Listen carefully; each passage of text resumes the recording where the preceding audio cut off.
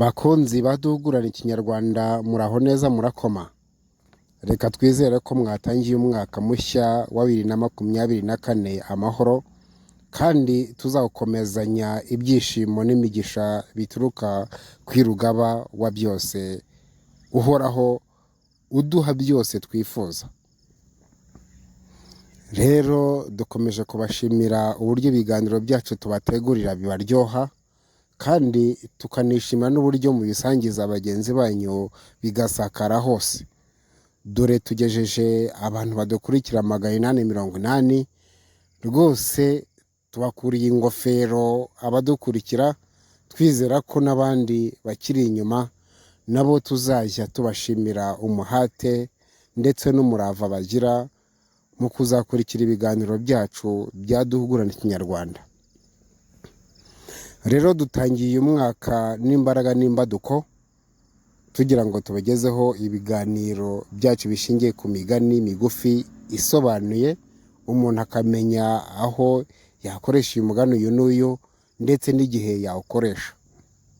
Tuzajya tubagezaho kandi n'inkuru ziryoshye zigeze kunyura amatwi yacu mu bitabo, ndetse tubagezeho n'ishoberamahanga zashobera abandi bava ikantarange, ku buryo imvugo yacu inoze batayimenya mu gihe tuganira tutabasobanuriye.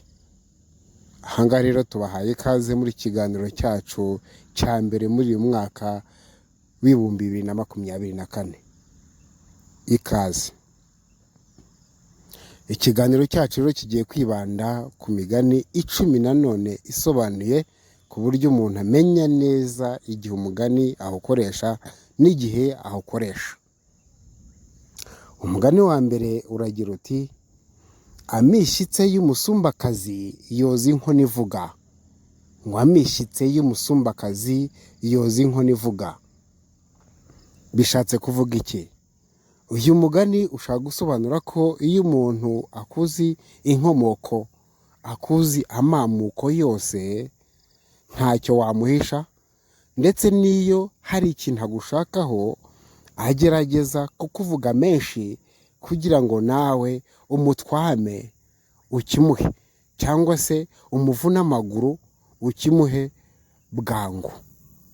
Ahangaha rero niho bashya bavuga ngo amishyitse y'umusumbakazi yoza inkono ivuga. Kuko murabizi ko ntawukubara atakuzi. Rero iyo umuntu akuze neza, iyo hari ikintu agushakaho, agerageza guhera mu mizi, akagerageza kukuvuga uko uri n'aho uva, ku buryo cya kintu akikuvanaho mu buryo bworoshye. Icyo nicyo bishatse kuvuga. Umugani wa kabiri uragira uti: ayo umugabo yiteze ntamutera umutwe. Ngo ayo umugabo yiteze ntamutera umutwe. Burya iyo umuntu azi ikintu, azi n'inkomoko yacyo, cyangwa se azi ko ari buze guhura n'iki, icyo kintu rwose nticyamutesha umutwe, ntabwo cyamutera ubwoba. Byaba mu rubanza runaka mufitanye, cyangwa se urubanza rukomeye, mu gihe azi umuvuno wawe, icyo gihe rwose aba azi rugondiye ntari buze kukugonda ku buryo agutsinda. Niyo muri abakinnyi mu kibuga muziranye, ariko muri amakipe ahanganye, hari igihe umuntu aba azi icenga ryawe, cyangwa se azi amayeri yawe, ku buryo iyeri ujya kugira gutya ngo uramukina, icyo gihe ahita aritahura. Rero iyo umugabo yiteze ntamutera umutwe, iki gihe rwose arakubara kandi akagutsinda. Rero ibyo uzi urabyitega ku buryo bitakwirwa bikujyana umwanya mu kubitegura. Umugani wa gatatu uragira uti: ayugariye niyo yibwa. Ngo ayugariye niyo yibwa. Uyu mugani urasobanutse cyane. Burya ntabwo umuntu yafata amayeri aya n'aya yo gushaka ikintu iki n'iki ngo avuge ngo birarangiye. Oya, ahubwo ni ugushakisha ibyo ari byo byose byatuma ko ikintu cyawe kirindwa. Niyo wanakirindisha nawe ukirindira. ibyo nabyo byatuma umuntu agira umutekano w'ibintu bye. Rero nta kwiringira uburyo bumwe, ugomba gushakisha ubundi buryo bwose bushoboka. Umugani wa 4 uragira uti bagabo barabona yafashe imbwa ihene iramuruma. Ngo bagabo barabona yafashe imbwa ihene iramuruma. Ahangaha birasobanutse, niho bajya bavuga ngo aho umutindi yanitse ntirijya riva. Ngo aho umutindi yanitse ntiriva. Rwose bagabo barabona nanone ngo yatwitse uruzi rwanga gushya.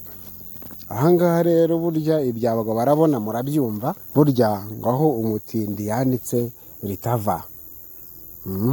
Umugani wa 5 uragira uti bagukunda inyuma y'intoki. Iyo bavuze ngo bagukunda inyuma y'intoki twumva iki?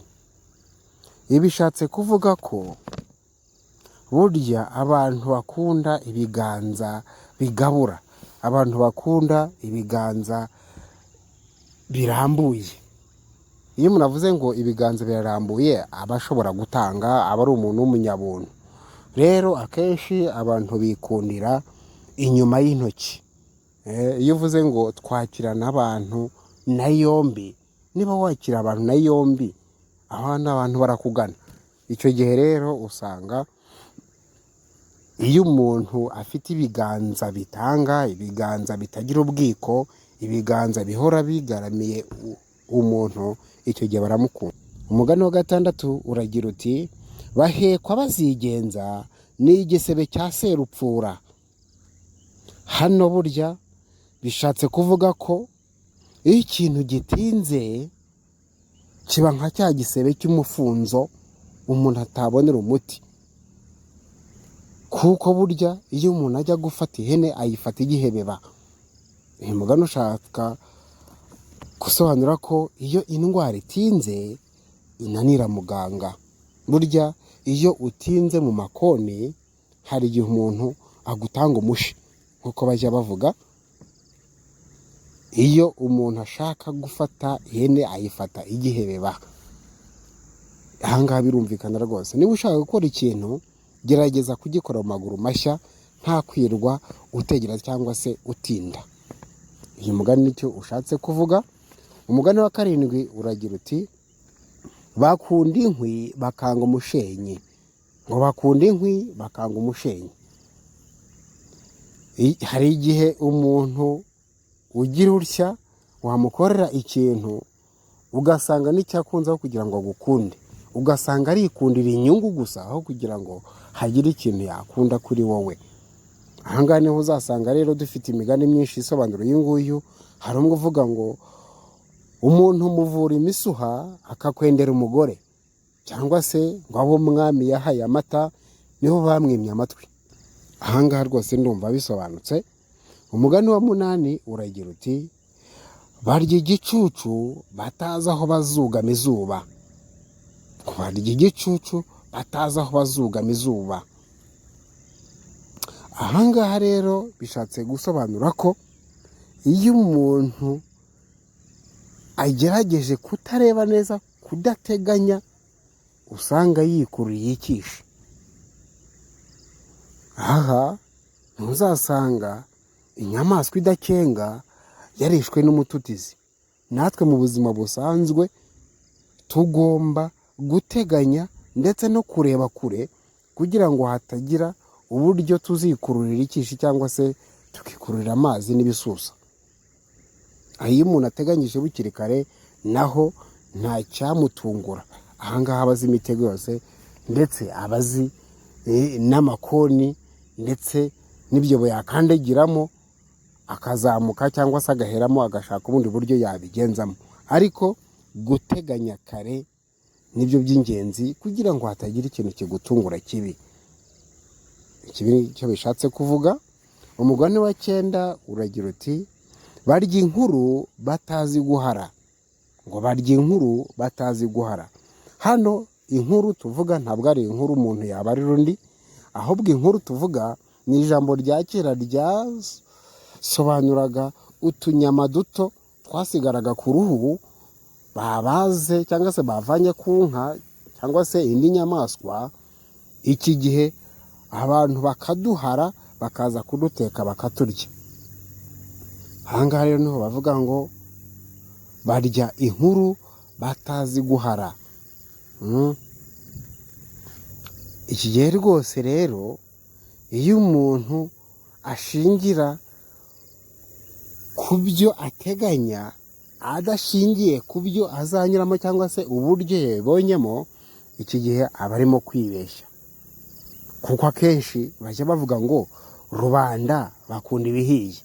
Iyo umuntu akunze ibihiye rero atarebye uburyo ki byatetswe cyangwa se byagezweho, iki gihe rwose aba ari umubeshyi, nta nubwo aba azi n'icyo ashaka. Rero ngo barya inkuru batazi guhara, ni igihe umuntu yishimira ikintu atazi uburyo cyagezweho cyangwa se uburyo cyashakishijwe.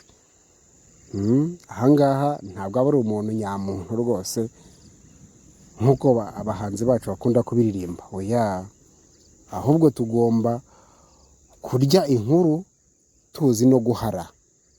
Umugani wa 10 ari wo wa nyuma uragira uti: bamvuga numva bamvano, nimva muri uru nzavuga. Reka nkusubiremo, uragira uti: bamvuga numva bamvano, nimva muri uru nzavuga. Ibishatse kuvuga iki? Bishatse kuvuga ko iyo umuntu ariye ikintu iki n'iki umwumva cyangwa se umuzi, ariko nta bushobozi ufite, nta n'igitinyiro cyangwa se ingingo ufite ikurengera, uraceceka.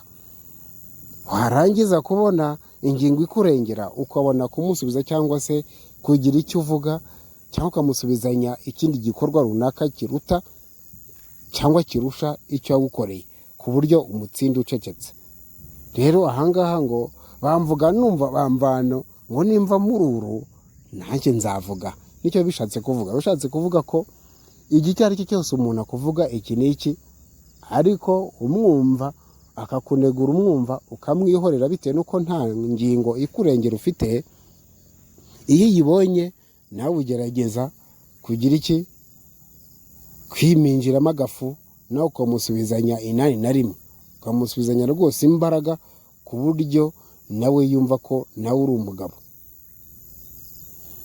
Ahangaha rero dusoreje ikiganiro cyacu kibanze ku migani 10 isobanuye, twifuza ko rwose iyi migani tubagezaho mwazajya muyikoresha mu biganiro bisanzwe, muganira cyangwa se mwandika, ku buryo umuntu ajora inyandiko cyangwa se imvugo akagutazira intiti. Reka rero twizere ko uyu mwaka dutangiye uzatubera umwaka w'amata n'ubuki, umwaka w'ibyishimo ndetse n'imigisha, ukazatubera umwaka tuzagira dutya tukagera ku nzozi nibura duhora turota.